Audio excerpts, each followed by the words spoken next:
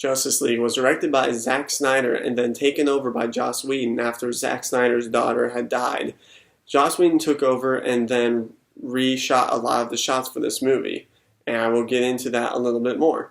This movie takes place after the death of Superman in Batman vs. Superman, and is about Batman gathering the Justice League to save the planet from Steppenwolf and his parademons. This movie's biggest threat was that Batman vs. Superman did not do so strong, as a lot of people know. And so the biggest worry with this movie was that it was going to be another version of Batman vs. Superman, where everything was just not making much sense. And for the most part, this movie doesn't really do that. This movie was actually really well done and was very good. It was a very lighthearted movie, and it was definitely not what I expected to be at all. There was a lot of stuff in this movie that seemed a bit rushed, specifically with the backstories of Aquaman, Cyborg, Flash, and all those characters pretty much. And that was the biggest problem with this movie, was the fact that everything seemed rushed, and most of that has to do with the fact that Warner Brothers put a limit on movies for they can only be 2 hours long. And so this movie, including the credits, was 2 hours and 1 minute.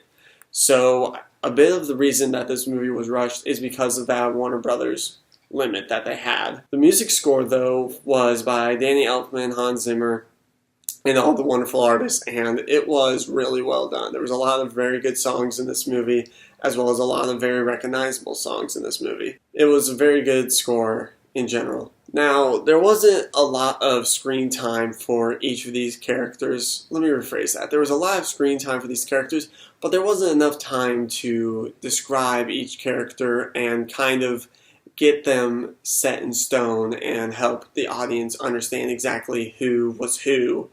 So that was another big thing with this movie, was the fact that, as well as it being rushed, because of it being rushed, there wasn't enough time spent with each character to kind of understand a little bit more of who they were. Now this movie, like I said, this movie was a very good movie. There was a lot of good humor in this, and it was a very funny movie. Ezra Miller did an amazing job as Flash. He was very funny, he was very humorous, and he had a lot of just one-liners that were really good. And he was very quirky, which wasn't what I was expecting. I was going into this movie thinking that Ezra Miller was not going to do very well as a Flash, but I was sorely mistaken when I went to the movie and actually watched it.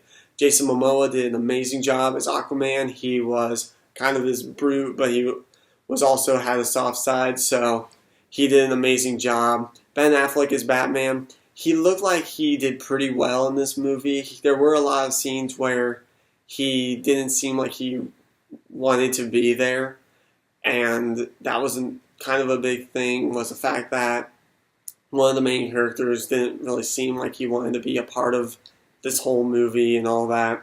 Gal Gadot, again, did an amazing job as Wonder Woman. Definitely nailed it on the head. She didn't have much speaking lines in this movie, but that was completely fine because of the lines that she did speak were absolutely phenomenal. Now, going back to Ezra Miller's Flash, this is just a personal thing, but a lot of people know that in the trailers when he ran, there was like lightning shooting out from him just every which way. I wasn't too big of a fan on that, but I get that they had that in there to kind of prove, or not really prove, but to show that Flash was running.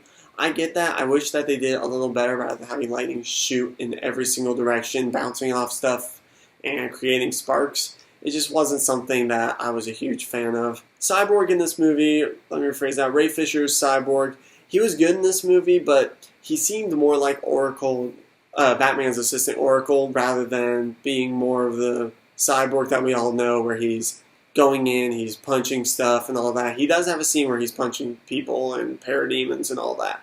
But for the most part of this movie, he seemed like he was just very behind the fence, kind of doing all the tech stuff and whatnot. And so you don't get a lot of time with these characters. Cyborg is definitely one of those characters you don't get a lot of time with, other than the fact that he's kind of like, oh, I really don't want to be doing all this. And Steppenwolf as the main villain doesn't really add up for this movie. I understand why they put him in, because it leads to this big thing.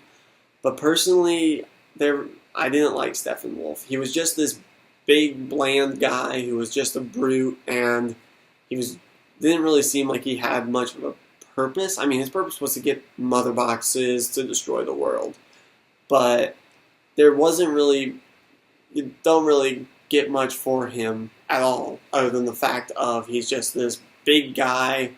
He's this normal supervillain that you see in like every movie. He's just a bland CGI supervillain. That's pretty much what he is. Now, obviously, the world's going to be gone. I know that's horrible grammar, but the world's being gone.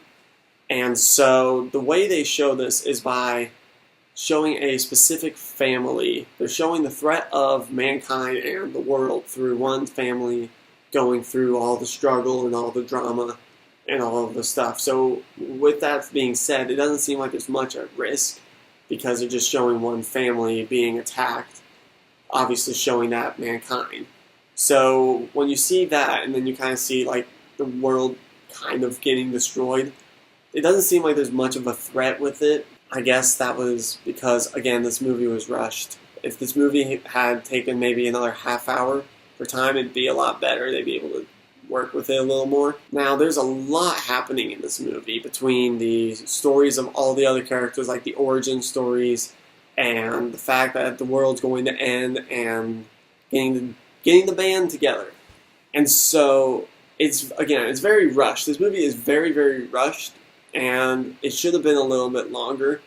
But, I mean, overall, this movie was still a great movie, despite it being rushed. That was its biggest problem. All these other flaws, aside from Steppenwolf, they're just flaws because of the fact that this movie was a very rushed movie. But if this movie was just a little bit longer to help expand everything, it would have been a bit stronger of a movie, is what I should say. I'm giving Justice League a B+.